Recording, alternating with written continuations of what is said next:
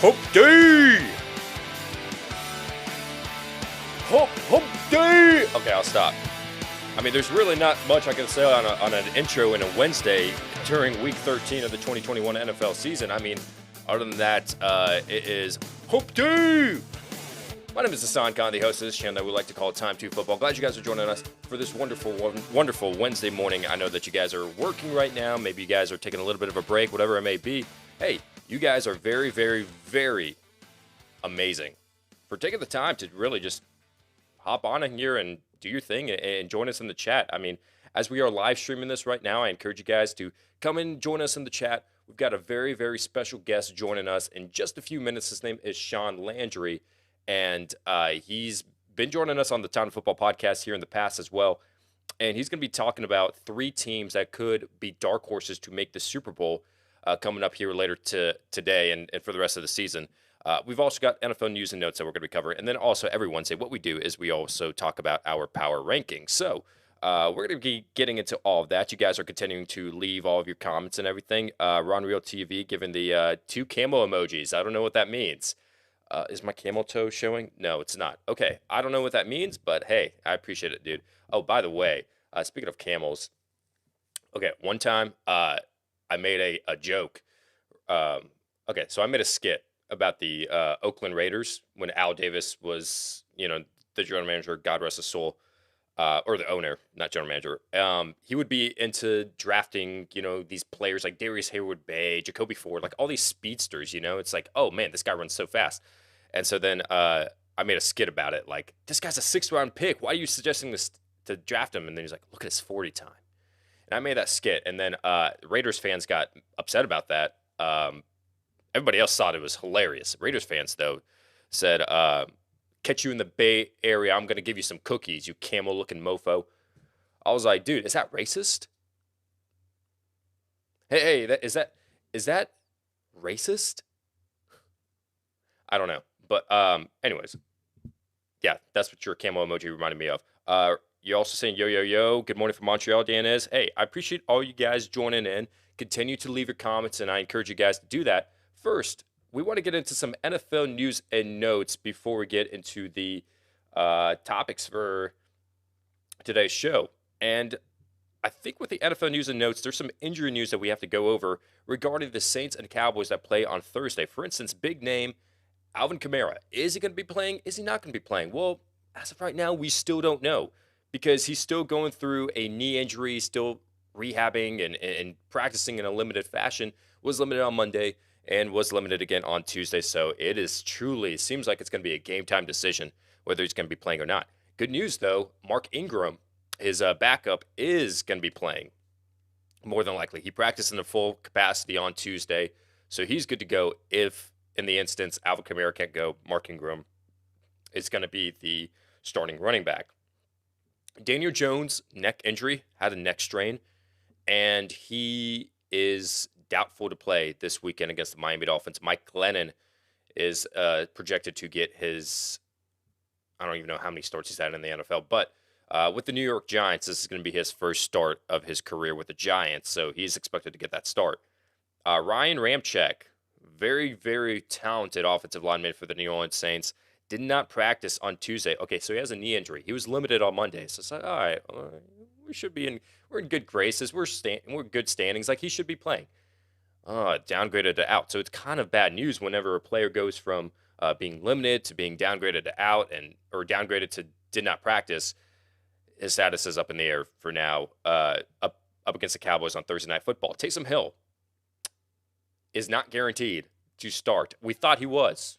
Ian Rappaport reported that, hey, Taysom Hill, the Saints are planning for him to play, given that he overcomes this foot injury that he's dealing with right now.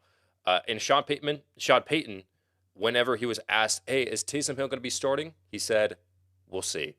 So I don't know if that's referring to maybe the foot that he's dealing with and things of that nature. But, I mean, Trevor Siemian is don't rule him out as being the potential starting quarterback for the New Orleans Saints this weekend. Pat Freiermuth is going through concussion protocol for the Pittsburgh Steelers. Let's see if he can get through that and be cleared and be able to play. Sterling Shepard is hopeful that he can play in Week 13 for the New York Giants. He is dealing with a quad injury. So many injuries this season for Sterling Shepard. Very talented guy. And if he does play, more than likely he's going to be the number one receiver, we'd assume. So hopefully he can play. And then finally, Dante Jackson has been placed on injured reserve. Very, very talented cornerback for the Carolina Panthers. And this was actually going to be a big blow for the Panthers if they can't get through stopping the teams. Because, I mean, I guess the Miami Dolphins, they had no answer. And Dante Jackson got hurt. And, I mean, let's see how the Carolina Panthers are going to recover from that. But that is your NFL news and notes for today, December 1st. First day of December. Christmas time is coming up. Now what we're going to do is we're going to get into dark horses for the Super Bowl. Hey, it's about that time. Playoffs are starting to come around. It's coming up. Which teams are we going to be looking forward to seeing playing come January, come February? Now with the Super Bowl, there are those favorites like the LA Rams, maybe not so much anymore, but you got the Green Bay Packers, the Arizona Cardinals, the Tennessee Titans are kind of going through a little thing right now, but they're still kind of up there. You got the New England Patriots as well. But which teams are we really sleeping on? And it could be one of those teams that we're not really talking about that could go on to win the Lombardi Trophy come February 2022. Well, to give us a little bit more insight on that, we wanted to bring in our buddy, a very good friend of the show, host of the Go for Glory podcast, which I'll include that link in the description after this live stream ends, Shaun Landry. Shaun, how you doing, my man? Doing well this morning. How are you? Hey, I can't complain, man. I'm very, very appreciative that you're joining us on this episode and giving us your insight, because I asked you who are 3 teams that we're really sleeping on, and let's just go one by one. Let's talk about one, and then let's stop, talk about them, and then let's go on to the next one. So who's your first team? So the first team I've got, you talked about it just a few moments ago, but ever since, the Rams have kind of been the talk of the town in the NFC West, I'm going to go with the Cardinals as a dark horse. And even though they are the top contender in the NFC, you haven't really heard too much about them over the last few weeks, especially given the injuries to Kyler Murray. Obviously, Colt McCoy has stepped in, done a really tremendous job for that team. So they're kind of flying under the radar right now just because so much of the media and the news has been surrounding the Rams and, all the big price talent they have out there. Obviously, they're not doing so well themselves, given their losses past Sunday to Green Bay. So I've got the Cardinals as the first team just because, once Kyler does come back, offensively, we know what Cliff Kingsbury can do offensively. They're going to be explosive. Defensive, as always, a little bit of youth mixed with some veteran leadership like J.J. Watt. So I have the Cardinals as being the first sleeper to really make it to the Super Bowl this year. I like it. And, I mean, with the Cardinals, maybe you could say that loss against the Green Bay Packers was just a mess up on the part of A.J. Green, Kyler Murray, just not on that connection. Mm-hmm. But could they potentially beat the Green Bay Packers a second time? I think so. I really do. Obviously Green Bay is ailing right now. Yes, they are playing the best football in the league right now, even though Aaron is playing on a broken toe. But I feel like, again, once Kyler comes back, Kyler is the lifeblood of that offense. Colt McCoy can only extend drives so much, but, given Kyler's playmaking ability, and then obviously, you do have a little bit of that veterans on the line that you talked about with AJ Green and DeAndre Hopkins. They'll find time to gel. Obviously you look at last year, similar to Tampa Bay, when Brady and Gronk and Antonio Brown came in. I mean, it took them until the bye week to really click on all cylinders. So I think this could be the same for the Cardinals as well. Yeah, the Cardinals are definitely a team that you do not want to count out. We actually did a Super Bowl simulation. I think, Shaun, you joined us for that show, but then later on we did a whole computer simulation for when the NFL schedule was released. And our computer showed that the Cardinals and Titans would go to the Super Bowl. So, I mean, more than likely, that is a possibility this year. Who's your second team as a dark horse? The second team I have as a dark horse is no surprise. I feel like it's going to be the return of the Empire. How about the Patriots? This morning on Get Up, Tim Hasselbeck talked about whether or not he has enough confidence in Mac Jones leading them to a Super Bowl, and he said confidently yes, just because of the amount of success he's had so far. They have a 19% chance to reach the Super Bowl, second best in the AFC. And you can never count out Bill Belichick. Last year, there was kind of a find your footing, so to speak, after you lose Tom Brady for 20 years. But this team, ever since losing to Dallas earlier in the year, they've been on a 6-game winning streak. Obviously, I'm sure you weren't happy to see them, put a stomp into the birds a couple weeks ago. But I feel like the Patriots are in prime position. Then you'll find out what they are come next Monday night when they go up to Buffalo to play the Bills, who are also kind of starting to click on all cylinders too. So I really feel like that game Monday is going to ultimately decide the East. But I think it's also going to set the Patriots, should they win that game, in a very good position going into the postseason. And who knows, we might finally get to see what everybody's been wanting to hope for, and that's a Patriots-Buccaneers Super Bowl, Brady versus Belichick, round 2. That would be incredible to see. And you talk about the maturation process of Mac Jones compared to the beginning of the season to where he's really going on right now in full stride. We know this defense is good, but do you think at any point there is any room for error for Mac Jones to really mess up? Like, can this hot string of games really last for the Patriots? Well, Josh McDaniel said this morning, he said, we're waiting on a perfect game. And, you really can't figure out. I mean, you can look at the rest of their schedule and you can kind of see where a perfect game might land. But I feel like his margin for error is really small just because he's in a really great environment. He's in a winning culture. Belichick prides himself on eliminating mistakes and really putting his players in a position to be successful on the field. And so with Mac Jones, we're starting to see that, him starting to transcend upward in a direction that I feel that he's not going to have a little mistakes, if you will. But again, he's still a rookie. And he'll learn and he'll mature, but he's definitely grown up before our eyes these last 6 weeks. Absolutely. Mac Jones, Bill Belichick, return of the empire, like I said, against Tom Brady and the Buccaneers would be amazing to see. Who's your final team that could be a dark horse contender? So my final team, and shout out to my buddy Tyrell Floyd. Who they say they're going to beat them Bengals? I got the Cincinnati Bengals as my third dark horse team. And, obviously the emergence of Joe Burrow in his second year, last year he was starting to trend in an upward direction. And then obviously with the injury, set them back. But they just put a wallop on the Steelers, 41-10. And even though they're second in the North right now, and we're all talking about Lamar Jackson and the Ravens, I would not sleep on the Bengals just because, they have the second highest odds to reach the Super Bowl according to Fanside. And, they're just playing on all cylinders, offense, defense, offense, Joe Mixon, Jamar Chase, who Burrow's favorite target from college, and then, recruited him to come play with him out in Cincinnati. But the Bengals are I just feel like they're just super talented, both on the offensive side and on the defensive side with Sam Hubbard and Trey Hendrickson, who as a Saints fan, it's hard to see him let go, but I'm a big Bengals fan too. I had to adopt them obviously with Joe going up there, but he's doing wonders for that defense as well. The secondary, they're playing on all cylinders. So I feel like the Bengals are in a really good chance going forward to put themselves in a very good position in the postseason and may end up being in the Super Bowl. I mean, obviously Russell Wilson, if my memory serves me correctly, he reached the Super Bowl in his second year. So just think of what that could be like for Joe Burrow, given the success they've had this year and have really played some outstanding football thus far. Yeah, definitely. I'm a huge fan of Trey Hendrickson as well. 10.5 sacks on the season so far, and in my opinion, was snubbed from the Pro Bowl last year for sure. This Bengals team, it's shifted more towards Joe Mixon running the ball in the last 3 weeks. Jamar Chase, Joe Burrow, they've kind of taken the step back. In your opinion, do you think that this is the recipe, like running the ball?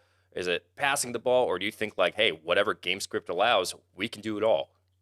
Yeah, I feel like you need a healthy balance. Obviously, yeah, you're right. Burrow and Chase have taken a step back. It's been more focused around Mixon, but you don't want to allow yourself to be one-dimensional. You want to have a healthy balance of the run and the passing attack. But obviously, it's great to have a great running game right now because it sets you up for the play action pass. It puts you in a better position as opposed to the running game getting stuffed and focusing so much on Joe bailing you out. And I feel like they should continue to ride Mixon. If the run game is successful, keep doing it. But if you come to a point where, he's starting to not pick up as much yardage, that's when you need to change things, kind of create a healthy balance of the run and the pass. And I feel like they can do that. Zach Taylor's doing a great job up there in Cincy. So I feel like they'll find a way to create a balance if for some reason Joe, his numbers start to decline just because of teams starting to figure out their run game. Absolutely. So the Cardinals, Patriots, and the Bengals are the three dark horse teams via Shaun Landry. Shaun, I'm going to let you go, but before I let you go, Mm-hmm. give us a little bit of a plug. Go for glory. Where can we find you? So you can find me on Podbean. I'll admit I have not been on there since the beginning of the season. Been a little bit busy with the home life and work life as well, but you can check me out on Podbean. It's free to subscribe, free to download, and I'll hopefully get back on there soon. Obviously, right now, even if I was doing it, given the Saints' track record this season, I probably wouldn't have a lot of good things to talk about. But um, hopefully for everybody out there, I looked at your chat this morning. A lot of people are asking questions about should they start Hill or Ingram or Kamara. You touched on it earlier. Shaun said he's not for sure who he's going to go with tomorrow night. Hopefully Taysom Hill is the guy because I cannot watch another week of Trevor Siemian. So, but again, the podcast you can find on Podbean, free to subscribe, free to download. And I hope to be back on pretty soon once my schedule frees me up to do so. Absolutely. Always a pleasure to have on Shaun Landry. I'll include that link in the description right after this live stream ends. Shaun, always a pleasure. We'll connect after the show. Sounds good. Talk to you soon. And that is Shaun Landry, guys, that is joining us for that episode of Time2Football, giving us a little bit of a preview between the Super Bowl, from now in the Super Bowl, who's going to be making that transition into being that dark horse contender. Very, very appreciative of him joining us. Yeah, you guys, like you mentioned, are asking your questions about fantasy football. I'll get to you guys, I promise. There's a whole segment dedicated later on, which we're actually making very good time right now. We're going to be talking about our power rankings first, but continue to leave your questions in the chat. I'm going to go from top to bottom. Hopefully, I'll have a lot more time this time around to answer your questions. But what we do every Wednesday, yes, we talk about 25 through 32, like 8 at a time. 25 through 32, stop, talk about it. 17 through 24, 9 through 16, 1 through 8. Who are the top dogs in the NFL in the power rankings? Last week, I mean, it was a little bit of a shift because in the middle of the pack, a lot of teams that were in desperation mode to really win and keep their place in the wild card spot, they lost. Like the Steelers lost, like the Vikings, the Raiders, the Colts. Like these teams didn't really deliver. And so that kind of shifted our power rankings just a bit. So I'm going to show you guys these power rankings right now. Let's first start off with 25 through 32. Who are the best teams, or I should say the bottom 8 teams in the NFL, unfortunately. 25 Dolphins, 26 Panthers, 27 Giants, 28 Bears, 29 Jets, 30 Texans, 31 Jaguars, and 32 the Detroit Lions. So the Dolphins are moving up. They continue to move up 5 and 7. They should be ranked higher, but I got them inside of the top 25, so you can't really. All right, let's just wait and see if Brian Flores, this defense is legit. Spoiler alert, they are. The Panthers keep on dropping. After losing to the Dolphins, you have to put them underneath the Dolphins. Then the Bears, when the Jets are winning against the Texans and what people labeled as a suck bowl. But yeah, not really much to talk about there. That's just 25 through 32 right there. And if at any point you disagree with any of these rankings, please leave a comment down below. Let us know in the chat, and we'd be happy to chat with you guys. Now let's talk about 17 through 24. Ooh, it's been a little bit of a decline for the Cleveland Browns, but at 17, we've got the Browns, 18 Washington, 19 Raiders, 20 Vikings, 21 Seahawks, 22 Eagles, 23 Broncos, and 24 Falcons. Okay, if you want to talk about a little bit of a decline, let's talk about the Seattle Seahawks. I didn't want to continue to lower them in the power rankings. I think preseason, I had the Seahawks ranked in the top 8 to kind of give you an idea of how their season is going. Now they're ranked at number 21. It's not looking good. Even with Russell Wilson returning, it's not looking good. Washington, on the other hand, biggest jump in this category, going from number 21 up to number 18 after that big victory against the Seattle Seahawks. Their defense, 3-0. 3-0 since the bye week. Ron Rivera has really turned this team around. Their identity is in the run game and in the defense now, and they know that. So that is 17 through 24. Now let's talk about 9 through 16. Now these are teams that are in very, very good standing and have a legitimate shot at making the NFL playoffs. Let's talk about them. First off, at number 9, the Kansas City Chiefs, 10 the Cowboys, 11 Bengals, 12 the Chargers, 13 49ers, 14 Saints, 15 Colts, and 16 Steelers. The Cowboys, I know that dropping them 3 spots is a little bit premature, but they're still inside of the top 10. They're still a very talented team, but I had to drop them underneath the Chiefs because the Chiefs beat them, number 1. And number 2, that Thanksgiving Day game against the Raiders. I know they were without CeeDee Lamb and Amari Cooper. I understand that. I understand. And it might have been a definite outcome if they had them, but I'm for now just going to keep them at number 10. The 49ers continue to surge up slowly but surely. The 49ers, hey, if we want to talk about dark horse teams, in my personal opinion, the 49ers should be on that list as well. And the Chargers, they just, too many in the top 15 because they stayed toe to toe, even though they lost. They were toe to toe with one of the best teams in the NFL and the Tampa Bay Buccaneers. So that is 9 through 16. Now let's talk about the big dogs, 1 through 8. What's happening right here? Well, if we read off the list, let's read it from number 8 up to number 1. 8, Patriots. 7, Bills. 6, Rams. 5, Titans. 4, Ravens. In the top 3, Buccaneers. 2, Packers. And number 1, the Arizona Cardinals. Okay, Patriots continuously move up and up and up. Currently at 8 wins this year. Defense is looking incredible. The Bills, they were on a little bit of a decline after their loss to the Jaguars and, all these disappointing losses. But I'm going to go ahead and move them up one spot after that dominating performance on Thanksgiving against the Saints. The Rams continue to disappoint. The Titans, the last 2 games have been disappointing. And the Ravens, on the other hand, have been looking good. The Bucs had to move them back up inside of the top 3. But then the Cardinals and the Packers, they just continue to, the Cardinals had a bye week, so they didn't really do anything. So I couldn't remove them. But the Packers, they win. Big win against the Rams. So, that's our power rankings from 1 through 32. If you agree, disagree, please leave your thoughts down below. Let us know your comments, your opinions. I would love to hear your rankings. Where would you shift these teams around? All right. Now we're going to be talking about viewer questions that you guys are leaving in the chat. I know you guys asked some questions regarding the NFL, but also fantasy football as well. So I'm going to go ahead and dedicate a few minutes to really talk about these questions. So, Jeff, as always, stopping by to drop my daily like. Keep up the great work. Hey, Jeff, I appreciate it. Every time I see your comment, I always give you a shout out by the time you're off the chat. So I'm sorry that you cannot see me saying thank you, but just want you to know I'm very, very appreciative of you dropping your like. Okay, Dan is, hello, I need to choose 3 running backs of 4. Which ones do you recommend? Kamara, Patterson, Robinson, Madison. All right, well, if Kamara's out, that's an easy choice right there. But if he's not, then you got to go Kamara, you got to go Madison, and you've got to go... Oh, man. I'm going to go Robinson. Hold on.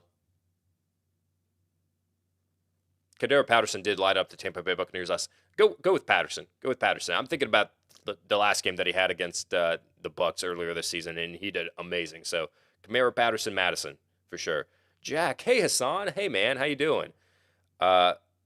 Miguel, good morning America. Good morning Puerto Rico, Miguel. Thank you for joining in. New Life, good morning. Should we be worried about Najee Harris? Absolutely not. Absolutely not. I think there's very few running backs now out there that can get the volume that Najee Harris gets. Number 1, okay, Antonio Gibson, where did he come from? Apparently now he's in that category, like after the bye week, like 24 touches, 19 touches, 29 touches, or no, freaking 36 touches, because if you want to count as 7 receptions against the Seattle Seahawks, that's freaking 3 down back workload. Najee Harris is in that same category. I don't think there's hardly any running backs out there that play the most amount of running back percentage snaps like Najee Harris does. David Montgomery is another one of them. Jonathan Taylor is another one of them. So you got to go with those guys. Najee, don't be worried about him. Wayne Kerr, good morning. Who would you choose for QB2? Wentz or Hill? Win and in. Oh, this is a clinching scenario for you. I love that. I love it. I thought I couldn't clinch last week, but apparently I won, and I did the math, and I was like, oh my gosh, I clinched. I'm good. So I could lose out the next 2 weeks and be perfectly fine. But for you, though, man, if Hill plays, you got to play Hill. You really do. Last year, from the 4 weeks that he played, he was so good as just moving the ball down the field, whether it be with his legs, passing the ball. Taysom Hill is so freaking good. And maybe like passing the ball, you could say like, oh, mechanics, like there's other quarterbacks out there that might be better. Sure. But if you want to talk in like a fantasy football perspective, like points are points. Hey, this is why I said Jalen Hurts was going to be a top 5 quarterback in fantasy football, because points are points. Who cares if he throws 2 interceptions when he can run the ball for 75 yards and a touchdown? You get what I'm saying? So, yeah, I would start Hill for sure.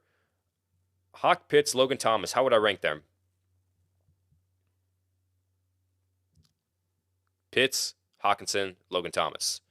What do you think of the Rams' defense on paper? They look great, but will they step up?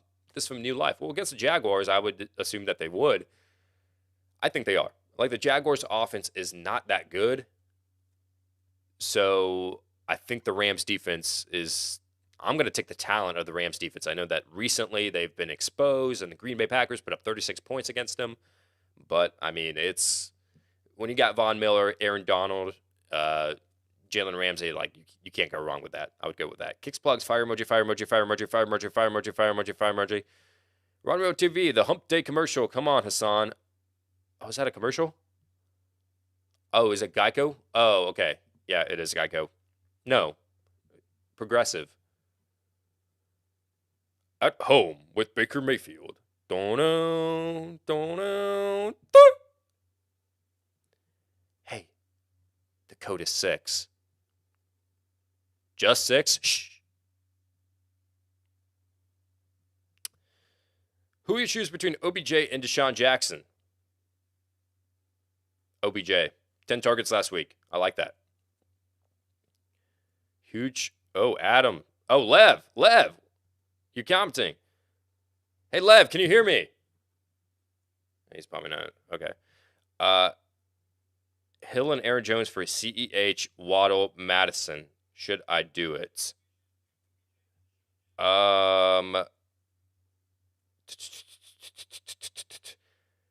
Hill and Aaron Jones for CEH, Waddle, Madison. Should I do it? That's a lot, dude. That's a lot. I got to think on that. Hey, I got you. I'm going to be out there in a few minutes. We're going to chat it up. I got you. Because I'm thinking about it. It could happen. All right. What else have we got? Corey, good morning. Hope you're doing well, buddy. You've been helping me win every week. Thank you so much. Should I start Foster Moreau or Cole Kmet in place of Waller? I cannot trust Foster Moreau. Go with Cole Kmet. Jamal Williams, David Montgomery, Kamara / Ingram. 2 between them. I mean, Shaun Khan commented, said Kamara / Ingram. That's one. That's one right there. Like, I would choose that for sure. I'm going to say Jamal Williams. David Montgomery, dude. Oh, my gosh. I was so upset about, what was it? Against the Detroit Lions on Thanksgiving when Matt Nagy decided to take a kneel at the goal line against the Detroit Lions. And I was like, you could just give it to David Montgomery, run it in, and have a guaranteed win. But you wanted to run out the clock and give it in the hands of Cairo Santos. Hey, what if Cairo Santos missed? Because that has a better chance of happening than David Montgomery fumbling the ball at the goal line when you're 5 yards away. I understand what he was doing. He didn't want to put any time on the clock for Jared Goff and company to come back, but they should have just ran it. So, needless to say, I don't trust Matt Nagy with David Montgomery. So, Kamara / Ingram, whichever one plays, and Jamal Williams. Those would be the 2 I choose. Jeff saying, no way, you'd be getting ripped off. So, there you go, Lev. Good morning. Should I start Rex Burkhead or Damian Harris PPR? I have both as sits, but I would go with Damian Harris if I had to choose between the 2. Full PPR, Elijah Moore with subpar Wilson. Yeah. Ayuk, Van Jefferson, T. Higgins. 2 of them, Ayuk, and you got to go with, I'd still go with Elijah Moore. Nah, Darius Slay might be locking him up. Okay, Ayuk for sure. Van Jefferson. Go Van Jefferson. I like that a lot. Thoughts on CEH and Daryl Williams moving forward? They're coming off a bye, and CEH appeared to higher target share in the week before. Committee backfield or trust one? I think it's gonna be a committee, but like they just played like, oh, Daryl Williams, thanks for all you did, but no. Oh, hey, you had that amazing touchdown reception catch against the Raiders. We don't care.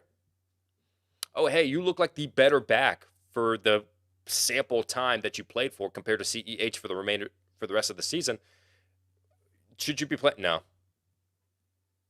Yeah, I think they're going to lean in towards like they want Clyde Edwards-Helaire to be a thing, and Daryl Williams is going to get some touches. But I mean, if I had to choose a percentage, this is just off the top of my head, it's going to be like 70-30 CEH. I'm just assuming. I don't know that for sure. I haven't looked in the stats, but I'm assuming that it's going to be Clyde Edwards-Helaire getting 70% of the share right there. Collins or Christian Kirk? Christian Kirk for sure. Collins is a little bit of a disappointment. I'm starting Coleman over Stevenson. See what happens. Ooh, yeah, I mean, yeah, Stevenson is just hard to trust unless Damian Harris is out. So, yeah, we'll see. How are the Cardinals a dark horse? Well, I mean, people kind of forgot about them when Colt McCoy was playing, and their offense they still held up. They won 2 of their 3 games with Colt McCoy, but we'll see. Gary Santos need 2. McLaurin, Ayuk, Higgins, AB. Ayuk and AB would be my choices. Jeff Wilson, should I drop him for a playoff kicker like Matt Prater? Don't have another Niners running back clinched by planning forward. Okay, so if you need a kicker for sure, Matt Prater's up there. Look through the waivers because I think someone might have dropped Randy Bullock if I'm not mistaken. Like, I'm guaranteed, pretty sure that Randy Bullock's been dropped, and I would trust Randy Bullock over Matt Prater for the remainder of the season. I really would, even though like the last 2 weeks he hasn't been looking good. The Titans just haven't been looking good, so we could just write that off. The Titans are good, so Randy Bullock would be someone that I would choose over Matt Prater. Kirk Cousins or Taysom Hill this week? Taysom Hill, man, gotta go Taysom Hill. I love him. Gabriel, would you trade Eckler for Gibson? I would trade for Gibson. Okay. No, I know. No, I'd keep Eckler. I'd keep Eckler.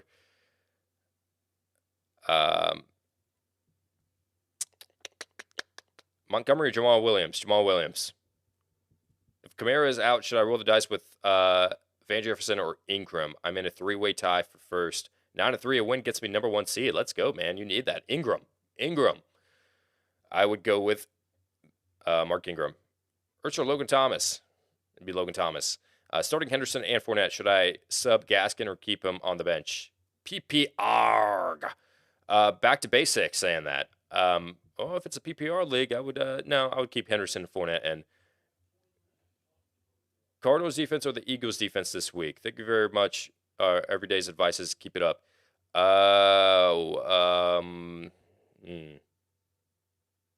I'd go Cardinals. I would go go Eagles. Go Eagles.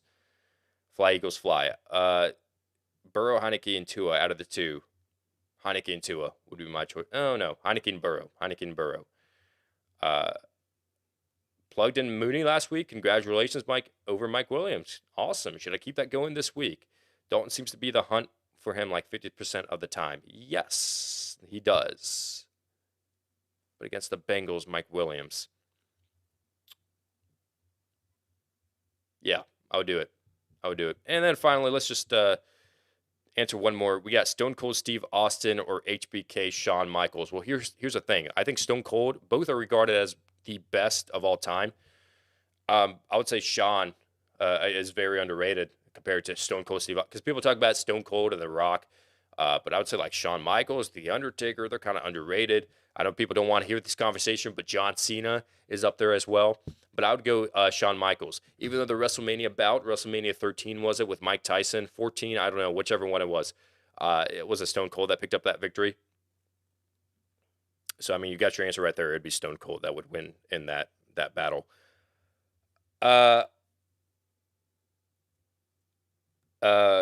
Chris 001. Oh, pick 2 and robot. Dude, I love that. I love that you're catching on to that. Start 2, pick 1. That's your command. I'm assuming Swift is out, so Mitchell, Jacobs, CEH. Okay, well, I would go with Mitchell. Mitchell out of them. Mitchell, down to the 25. Trade Hopkins for T. Higgins and Cordero Patterson. Half PPR. If you're desperate for running back, yes, I would do it. I would do it for sure. And should I start Wilson or Carr? Edgar, you're asking that. I'm going to go with Carr. I do have to sign off, though. And that is actually the last of the questions, I feel like. Okay, cool. Yeah, we got it. We got it done. Man, we made some. Hassan, good job, dude. Good job. Good pace. Hey, we're very, very appreciative of you guys joining us for this episode of Time to Football. Very grateful. Very, very grateful. Consider to leave your comments in the Starts and Sits video if you want. That's actually the video that I watch the most, like, for comments. If you want to ask your fantasy football questions. Or join us for the live shows. Again, every 10 a.m. Eastern Standard Time, we're on here. Join us. With all that said, thank you guys so much for watching this episode of Time to Football. And remember, Camo looking mofo.